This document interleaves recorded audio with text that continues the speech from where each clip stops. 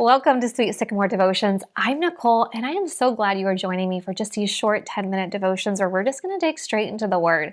Over the next two devotions, we're going to be talking about Thomas and Judas Iscariot. Before you're like, what do these two men have in common? I mean, they're Judas and Thomas, right? Maybe more than what you think. Both of these two men were called by Jesus to be part of the intimate 12 disciples that he would teach, and he would spend quality time. They became this family unit. Both of these men actually saw the miracles, they heard the parables, they had intimate teaching moments between them and Jesus. Both of these men would have a role to play within the 12 disciples. Both of these men questioned Jesus at certain times and obviously doubted. However, both of these men had completely different outcomes in their life. And that's where I want to sit over these next two devotions and figure out how we can be a Thomas and not a Judas. Because first there was Thomas, and Thomas was just listed as the 12 disciples. It doesn't tell us how he was called to be part of the intimate 12 like we hear from other disciples. And in fact, the first story we have of Thomas was when Jesus was wanting to go visit Lazarus after Lazarus had died. Now we need to understand that the religious leaders were in Jerusalem and they were plotting to kill Jesus. And Lazarus has died. He's a close friend of Jesus, and he lived in Bethany, which is very close to Jerusalem. So there's these death threats on Jesus' life, and Jesus was determined to go to Lazarus. So if we pick up in John 11, verses 14 through 16, it says this. So he told them plainly, this is Jesus, Lazarus is dead, and for your sake, I'm glad I wasn't there, for now you will really believe. Come and let's go see him. And Thomas, nicknamed the twin, said to his fellow disciples, let's go too and die with Jesus. Now, what does this tell us about Thomas? Well, it tells us that first of all, he's a twin, and people just take that as what it is. Like scholars believe that he was a twin. He had a twin brother or sister. That's all we know. That's all it says. No more details. But I also look at him, and he was willing to follow Jesus even into death. Obviously a little pessimistic. He looked at the world maybe the way it was, or maybe half empty, not definitely half full. Let's go die, right? But even in his gloomy outlook, I love that Thomas was loyal. And I think this is really important to what's to come. And I also believe that it is a fleeting trait today. I think personally that we let go of friendships or relationships, even close friends or even family members at the slightest sign of things going south. We can let go of really good things in our life. Loyalty doesn't mean we agree on everything. It doesn't mean we don't have questions. It doesn't mean we don't have doubts. But I do think that loyalty is really the start of a steadfast faithfulness, an unwavering commitment. When things get tough, do you bolt or do you battle through?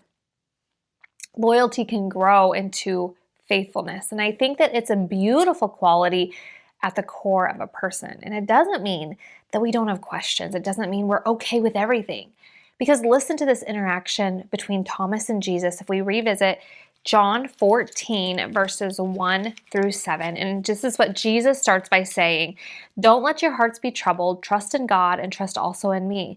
There is more than enough room in my Father's home. If this were not so, would I have told you where I am going to prepare a place for you? When everything is ready, I will come and get you so that you will always be with me where I am. And you know the way to where I am going. Now here's Thomas. No, we don't know, Lord. Thomas said, we have no idea where you are going, so how can we know the way? And Jesus told him, I am the way, the truth, and the life. No one can come to the Father except through me. If you had really known me, you would know who my Father is. From now on, you do know him, and you have seen him. I find this absolutely hilarious with Thomas no. Excuse me, can you imagine his hand fully raised and being I don't know. I don't know what you are saying. You say that I know, but really I don't know. I would prefer if you could please give me a left, right, tell me the directions. Do you have a handout? Map, please. And the reason I love this about Thomas is because I can relate. I want to know the plan. And so here we have Thomas, and he is a practical pessimist. Sounds like a really good time, right? Somebody I would probably get along with fine. How many of us could relate to the practical pessimist? But how many of us could relate to the fact that Thomas was just genuine in the fact that he had questions? How many of us are comfortable asking our questions out loud? Now notice that Jesus did not scold him for having the question, for saying, I don't know the way. And he did provide him the answer that was best for him. See, doubt becomes destructive when it becomes isolated. We need to be comfortable saying, excuse me, Lord, I don't know. I have some questions.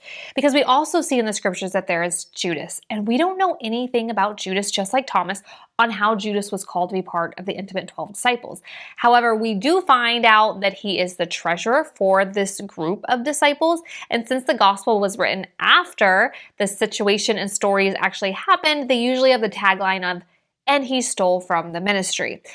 So what does this tell us about Judas? Well, first of all, greed was definitely at his heart. We'll see that even more in the stories that we'll be covering in our next devotion. But I also don't know if we can be fully sure. Like, did he believe that Jesus was the Son of God? I mean, he heard the words, but did they really transform his life? If he believed Jesus to be the Messiah, the Son of God, would the events that transpired actually transpired? I personally highly doubt it. And we also have no record of Judas having some intimate conversations of saying, excuse me, I don't know, I have some questions. In fact, one of the first stories we actually have of Judas is very much like Thomas, where it's at the end of Jesus' ministry. And if you remember, in John 12, Lazarus is risen from the dead by Jesus, and then they're having this big feast to celebrate. And Mary comes in and she anoints Jesus' feet with oil. And so we pick up in John 12, verses 4 through 8. And listen to this. But Judas Iscariot, the disciple who would soon betray him, said, that perfume was worth a year's wages. It should have been sold and the money given to the poor. Not that he cared for the poor, he was a thief, and since he was in charge of the disciples' money, he often stole some for himself. And Jesus replied, leave her alone. She did this in preparation for my burial. You will always have the poor among you, but you will not always have me. This is just really showing that greed and money were what he worshiped most. Like, that was really at the center of his heart. See, he had Jesus right in front of him, like literally knee to knee with Jesus. And yet he craved something else. But it's interesting to me because Jesus also tells Judas something in this moment, that he is being prepared for burial. And we need to think this through Judas's perspective when money and power are so important to him. Because Rome is in charge of Israel. They are taxing them. There are Roman guards everywhere. Their life is not their own. And Jesus, it has all the power. I mean, the miracles that he possessed to actually overthrow the Roman government. He is the only person that could actually do it, that could free the Israelite people. And yet Judas, can you imagine? I mean, he's just the treasurer for a group of 12. What would he be if he was a treasurer for a nation under Jesus? And then Jesus tells him that I am going to die. And he's not talking in parables. He is talking realistic. She is preparing me for burial. What would you do? What would you do? And we see what Judas would do. They get ready to go into Jerusalem, and Thomas is going ready to die for Jesus, and Judas is going with another plan in mind. We're going to keep going on the story next time, but I want to talk about how this can apply to our life right now. When things get tough, do you bolt or do you battle through? Are you known for your loyalty or for your lack of loyalty? I think sometimes the hardest thing that we can do is to sink our feet in and just go through the battle, because God is strengthening us and we can actually see his hand working. What if God wants to build something in you and I, in the problems that we are going, but we miss that because we leave prematurely, because we bolt instead of battle through? Second question maybe is, Judas actually loved money more than Jesus. Is there anything in your life that comes before Jesus? Because that can really lead to your demise. I would encourage you to ask the question that David often asked when he said, search my heart, O Lord. And I've had to ask this question a lot lately. And sometimes I don't always like the answer that God gives me, but I also can sit and go, Lord, I don't want anything to come before you, because I know that in the end, that little thing could be what takes me down. we're going to be talking more about Thomas and Judas, but I hope you process those two questions. First, Lord, do I bolt or do I battle through? And maybe in the circumstance you're going through, God's going to give you some wisdom in that. And second, search my heart, O Lord. Is there anything that is coming before you?